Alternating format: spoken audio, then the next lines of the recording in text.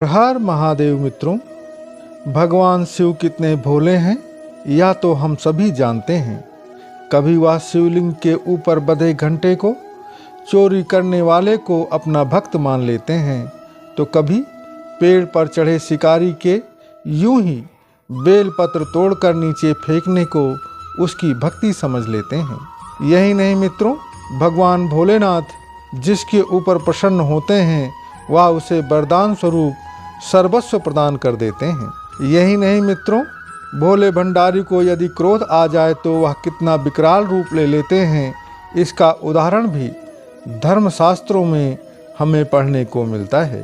18 पुराणों में सबसे प्राचीनतम पुराण ब्रह्मवैवर्त पुराण के अनुसार एक कथा मिलती है। जब 9 ग्रहों के राजाधिराज भगवान सूर्यदेव को भी शिव जी के कोप का शिकार बनना पड़ा था। आज के इस प्रदर्शन के माध्यम से हम उसी कथा के बारे में समझेंगे। मनुष्य, देवता या फिर दैत्य जो भी भगवान शिव की शरण में पहुंचता है, वह बिना किसी भेदभाव के सभी के ऊपर अपनी कृपा करते हैं।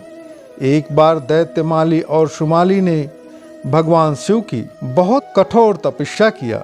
हजारों वर्षों तक इन दैत्यों ने भगवान महादेव की तपस्या करते रहे, जिससे भगवान महादेव उनके ऊपर खुश हुए और वरदान मांगने को कहा। माली और शुमाली ने उनसे वरदान स्वरूप मांगा कि जब भी वह उन्हें पुकारेंगे, भगवान महादेव उनकी मदद के लिए तुरंत पहुंचेंगे। भगवान महादेव भी भोलेनाथ हैं। उन्होंने तुरंत उन्हें ऐसा ही होगा कहकर अंतर्ध्यान हो जाते हैं।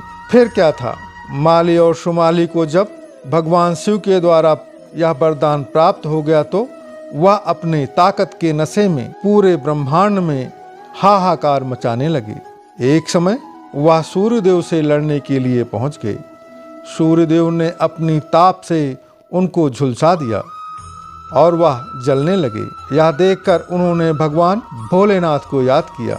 भगवान भोलेनाथ तुरंत उनकी मदद के लिए उनके पास पहुंच जाते हैं। भगवान भोलेनाथ ने सूर्यदेव को तुरंत वहां से चले जाने को कहा, परंतु सूर्यदेव ने बताया कि यदि वह वहां से चले जाते हैं तो माली और शुमाली किस प्रकार से संपूर्ण ब्रह्मांड का विनाश कर रहे हैं। परंतु भोलेनाथ नहीं माने, जिस पर उन्होंने सूर्यदेव से युद्ध के लिए कहा। भगवान भोलेनाथ और सूर्यदेव के साथ युद्ध होने लगा। भोलेनाथ का प्रहार सूर्यदेव सहन नहीं कर पाए और वह रथ से नीचे गिरकर अचेत हो गए। उनके गिरते ही संपूर्ण सृष्टि अंधकार में डूब गई। संपूर्ण जगत में अंधियारा होने पर सूर्यदेव के पिता कश्यप ऋषि को अपने पुत्र की चिंता हुई।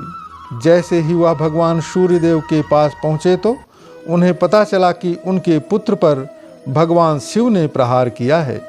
वह क्रोध से आग बबूला हो गए और अपना संयम खो बैठे।